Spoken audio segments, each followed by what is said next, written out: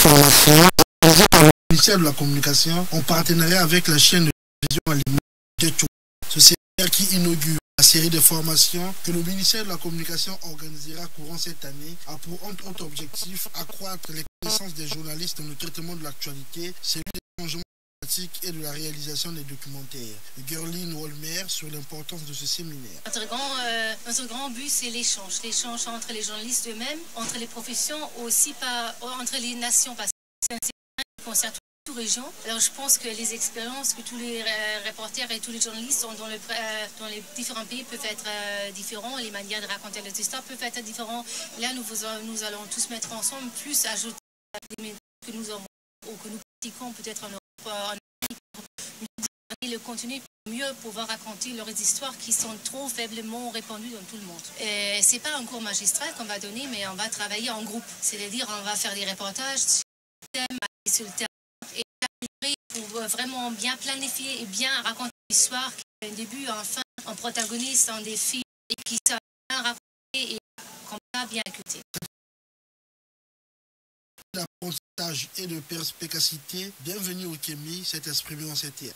Je sais que les promoteurs allemands de la formation ont programmé la possibilité de réaliser des documentaires en coproduction, ce qui devrait également fournir l'occasion à nos journalistes de révéler leurs talents, peut-être encore enfouis, et surtout de bénéficier du rayonnement d'un des plus grands réseaux européens dans le domaine de la communication. Notons que cette série de formations est aussi développée dans notre pays d'Afrique.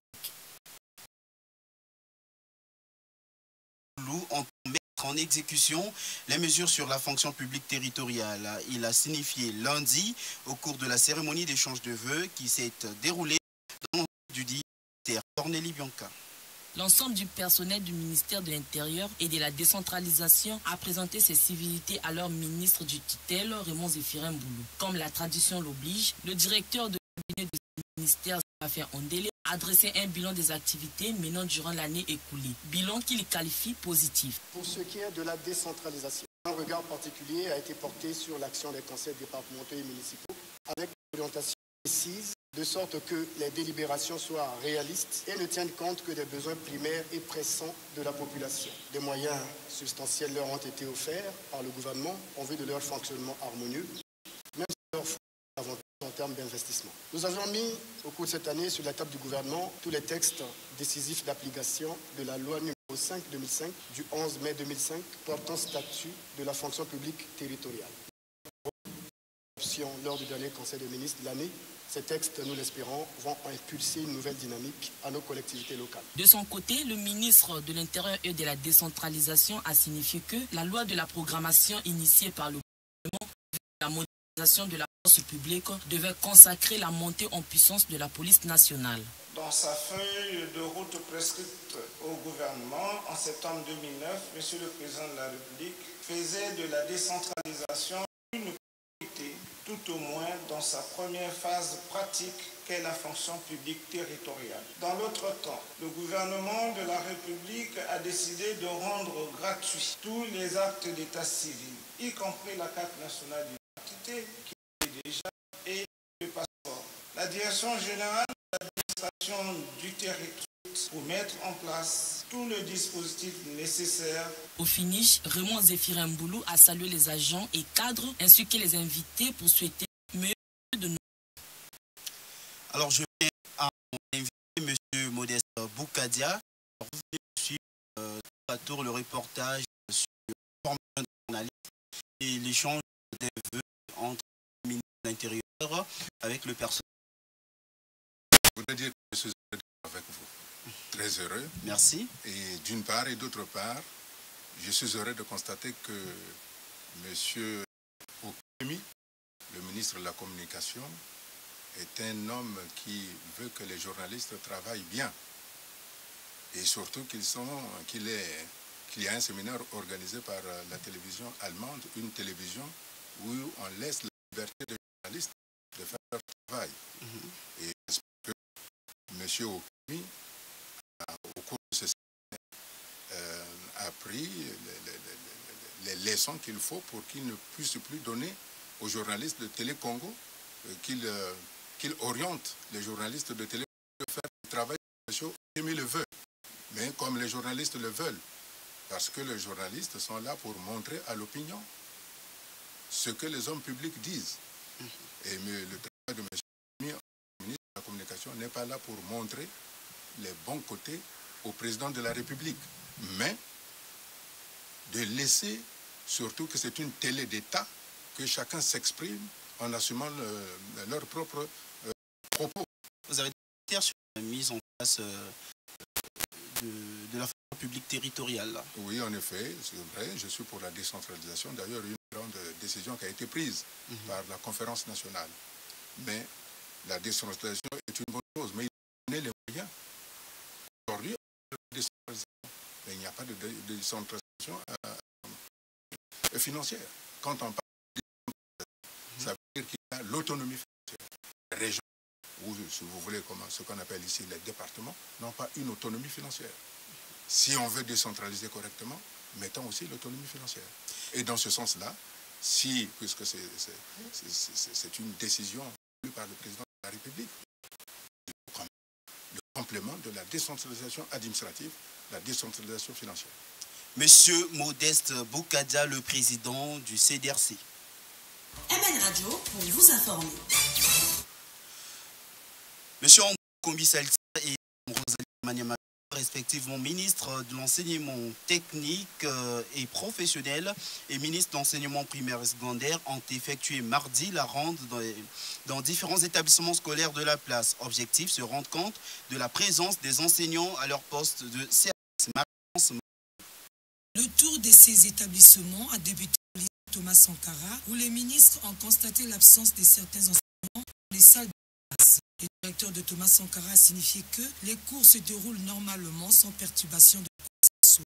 À partir de demain, aujourd'hui encore c'est excusable, nous avons demandé à... ne peuvent fonctionner que les salles de classe où il y a les enseignants. Nous sommes arrivés, je termine, nous sommes arrivés ici à Liberté et le directeur de l'établissement du collège nous dit qu'il y a eu des perturbateurs qui sont rentrés ici en tenue de lycée et apparemment ce ne sont pas nos élèves. Donc il faut souligner que tous les enseignants ne sont pas membres ou syndicats de la CRPE. La concertation pour la révalorisation de la profession d'enseignant suspend sa grève pour une durée d'1 mois. La décision a été prise mardi à l'issue du Conseil national de cette plateforme syndicale autonome qui s'est tenue à Brazzaville. David Martial Moussa.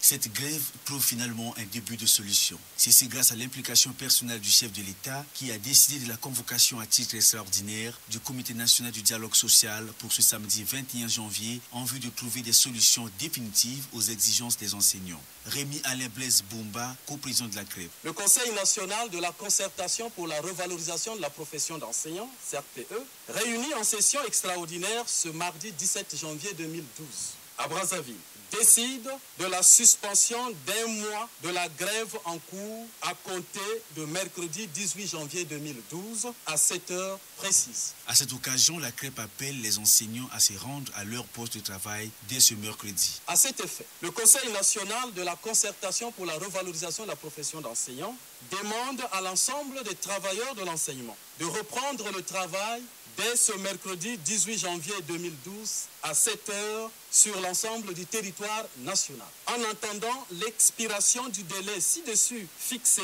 afin de permettre au Comité national du dialogue vocation du prochain Conseil national de la concertation pour la revalorisation de la profession d'enseignant pour appréciation des résultats. Espérons qu'avec la tenue ce samedi du Comité national du dialogue social, cette situation des enseignants sera définitivement réglée pour épargner notre système éducatif de ces grèves à répétition. Monsieur Modeste Boukadia, la situation des enseignants au Congo vous préoccupe? Oui, en effet. Vous savez que j'étais enseignant moi-même. J'ai enseigné au lycée Lumumba, au lycée Savourignon de Brazza. Et s'il y a des grèves à répétition, c'est qu'il y a un malaise. Mais on ne règle pas le problème du malaise en faisant des discours. Qu'est-ce qui manque aux enseignants? Il n'y a pas de structure. Les revenus ou les salaires ne répondent pas. En un mot, nous sommes un pays pétrolier. Nous sommes, la population estimée aujourd'hui par l'ONU est de moins de 5 millions. Et nous avons une masse monétaire très importante puisque le budget, d'après ce que j'ai cru comprendre, lorsqu'on a réduit la dette de PPTE, nous avons un budget qui tourne autour de 3 500 milliards de francs CFA. Ça veut dire que nous avons une masse monétaire suffisamment importante. À un moment donné, j'avais dit, en 2011, que compte tenu de cette masse monétaire, nous pouvons augmenter les salaires jusqu'à 90%. Il n'y aura aucune incidence sur les prix. Pourquoi le Congo ne met-il pas la même politique qu'un pays voisin, c'est-à-dire le Gabon, un pays pétrolier, où les salaires sont 3 fois plus importants que ceux d'ici? Pourquoi? Nous avons l'argent.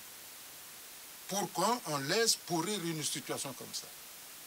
J'ai cru comprendre que la grève est suspendue pour 1 mois. Ça veut dire que dans 1 mois, nos enfants n'iront pas à l'école. Voilà la situation qui est là. C'est le gouvernement qui n'arrive pas à prendre l'ampleur du malaise social. C'est bien beau de faire les séminaires, mais les questions de malaise social ne se règlent pas avec les séminaires. Ça se règle avec une vraie discussion. Le président, comme il a dit, a pris des engagements avec les enseignants. Alors qu'il tienne ces engagements-là, comme il doit tenir les autres engagements qu'il a pris par ailleurs. Voilà comment on va régler le problème social. Sinon, dans 1 mois, qu'est-ce qu'il nous prédit? Nous avons l'argent. On augmente les salaires de manière significative. Ce n'est pas 10 000 francs CFA. Non, ça, c'est se moquer des gens. Nous avons la capacité de doubler, de tripler. Bon, en un mot, d'après nos propres calculs, on peut augmenter les salaires dans ce pays jusqu'à 90%. Faisons-les, nous avons l'argent. Merci, M. Modeste Boukadia. Autre chose à présent, plus question de longue file d'attente devant les cybercafés. Congo Télécom vient de mettre sur le marché Hotspot, son nouveau produit qui permet de se connecter sur Internet sans fil. Plus de précisions dans ce reportage. On peut se connecter sans fil sur Internet. Ce sont les étudiants de l'ISG, de l'ENMA et les touristes du mémorial Pierre Savorgnan de Brazza. Vous avez des terminaux tels que les ordinateurs portables, l'iPad, les consoles de jeux telles que les PSP. Vous avez les PDA et les téléphones portables les plus récents qui ont déjà des cartes Wi-Fi intégrées. Donc avec ces types de terminaux que je viens de citer, vous pouvez vous trouver dans ces sites qui faire à tous. Le président de la République, lui, il l'avait déjà dit et il ne cesse de le répéter. Les nouvelles technologies de l'information et de la communication sont un outil important que les Congolais doivent s'approprier. Ce sont les défis de demain.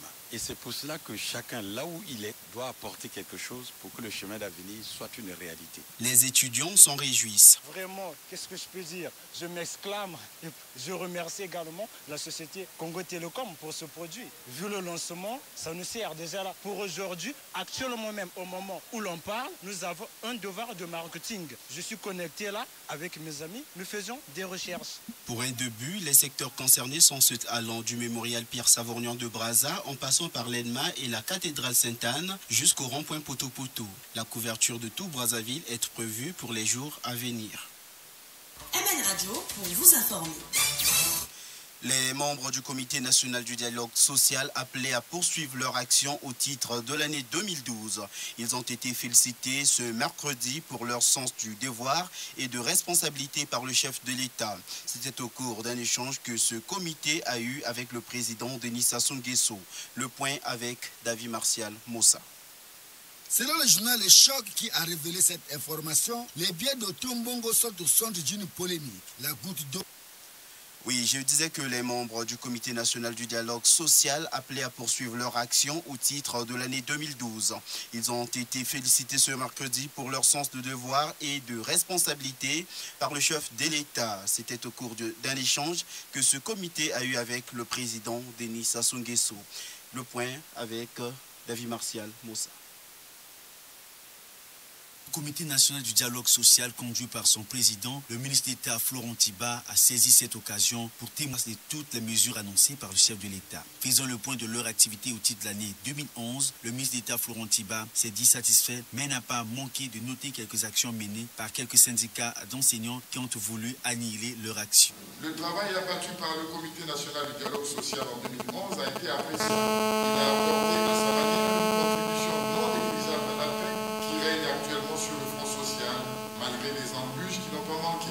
Je m'associe à cet égard au sentiment de fierté qu'exprime devant vous l'ensemble de ces membres. Mais au-delà des résultats obtenus sur le front social, je voudrais particulièrement témoigner sur la qualité de l'ambiance et le sens des responsabilités qui règnent au sein de nos travaux, sur l'intériorisation que les partis ont faite de vos directives, sur la paix sociale en tant que condition fondamentale d'un progrès continu et cumulatif.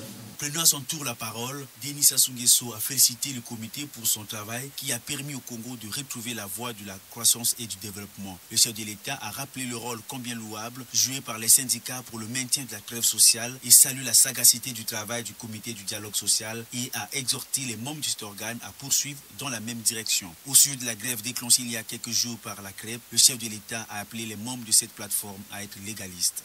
Ils sont dans l'erreur et il faut qu'ils reviennent dans les rangs. Et la plus grosse erreur consiste à vouloir agir en dehors de la légalité. S'ils sont des travailleurs organisés, eh bien, c'est leur droit de s'organiser en syndicat et il faut que cela soit dans la légalité. Les syndicats doivent être légaux. Et même la grève, elle est régie par les lois et règlements. On ne peut pas engager une grève lorsque le dialogue lancé avec les autres partenaires n'a pas échoué. Quant aux mesures annoncées pour cette année, Denis Sassou Nguesso a déclaré qu'elles seront effectives. Il a pour cela demandé l'adhésion de tout l'ensemble des travailleurs de l'État. Alors, monsieur Modeste Boukadia, vous avez un commentaire sur ce reportage? Oui, oui, il y a beaucoup de mots. Beaucoup de mots ont été énoncés. Mais je ne souhaite pas rentrer en polémique avec le président de la République. Il y a le dialogue social, c'est des revenus, c'est du travail donné aux jeunes, c'est de meilleures conditions dans la vie de la société. C'est avoir de l'électricité, c'est avoir l'eau, c'est être bien reçu dans les hôpitaux. Ça n'existe pas, ça. Alors, oui, je veux bien qu'on dise qu'il y a le dialogue social. Mais c'est comme la paix. La paix, comme le dialogue social, ce sont des conditions exactes, c'est-à-dire où l'individu doit s'émanciper, doit s'épanouir. Notre pays aujourd'hui n'offre, le gouvernement actuel n'offre pas ces perspectives pour que chaque individu s'épanouisse. Le président, il dit, mais les luttes, les progrès sociaux ont été eus avec quoi? Avec les grèves. S'il y a des grèves, c'est que les adhérents ne trouvent pas leur compte dans les engagements pris par le gouvernement, voulus par le président de la République. C'est tout à fait normal que les syndicats s'expriment selon leurs moyens, c'est-à-dire la grève. Alors, mais je ne pousse pas les Congolais à la grève. Mais c'est le gouvernement qui sans cesse dit nous allons régler le problème, nous allons régler le problème. Ces problèmes-là datent depuis longtemps, datent d'avant la guerre. Donc il faut les régler. Que, comme le président lui-même l'a dit, quand on prend des engagements avec les autres, il faut que chaque parti donne un petit peu pour qu'il y ait la stabilité. C'est ce qu'il a dit au cours de ce dialogue social. Je continue de dire au président de la République qu'il aille au fond des engagements pour les mettre en pratique. Alors, monsieur Modeste Boukadia, vous avez organisé un déjeuner de presse la semaine dernière, au cours duquel il s'est passé beaucoup de choses. Vous avez donné votre vision politique en 2012. Vous avez présenté les vœux à la population congolaise, aussi d'une façon particulière au chevalier de la plume et du micro, les journalistes, et aussi surtout au président de la République. Alors nous allons revenir un peu sur ce que vous avez dit. On écoute un extrait du discours du président Modeste Boukadia. Il est dans mon devoir dans un premier temps d'offrir les vœux à monsieur le président de la République qui nous offre l'opportunité de nous adresser au peuple parce qu'il souhaite que l'opinion s'exprime librement. Dès lors, je présente au président de la République, M. Denis Sassou Nguesso, tous mes vœux de bonheur, de joie et de paix. De paix dans la mesure où il y tient beaucoup. De paix également pour que notre pays aille de l'avant, pour que nous n'oublions pas ce qui s'est passé. Car un peuple ou des hommes publics qui oublient ce qui s'est passé destine le pays à reconnaître les mêmes choses. C'est pour ça que j'adresse à M. Sassou Nguesso tous mes vœux de paix véritable, pour qu'ensemble, lui et moi, nous produisons de la richesse nationale par l'installation des entreprises dans ce pays. La paix, ce ne sont pas les mots. La paix veut dire que chacun doit avoir un travail. La paix veut dire que tout le monde doit être soigné de manière correcte. La paix veut dire que tout le monde, tous nos enfants doivent avoir des structures nécessaires pour qu'ils fassent des études correctes. La paix veut dire que chacun de nous doit avoir dans son logement de l'eau courante propre à la consommation ainsi que de l'électricité. La paix veut dire que tous les fonctionnaires, tous les agents de l'État, c'est dans le grand patron et le chef de l'État, doivent avoir un bon traitement. La paix, ce n'est pas 10 000 francs ajoutés cette année. Avec 10 000 francs, on ne fait rien. La paix, c'est proposer un contrat avec le peuple congolais pour que, au-delà de ce qui s'est passé, nous nous entendons. Et donc, je suis très heureux et je félicite le président de la République d'avoir dit qu'il nous conduira vers des élections législatives transparentes, libres et transparentes. Je lui en suis gré. Ça, c'est son vœu qu'il a proposé au peuple congolais. Malheureusement, nous constatons que son ministre de l'Intérieur, M. Mboulou, va à contre-courant des vœux du président de la République. Non seulement il a manqué le recensement administratif, mais encore il veut duper le président en organisant une concertation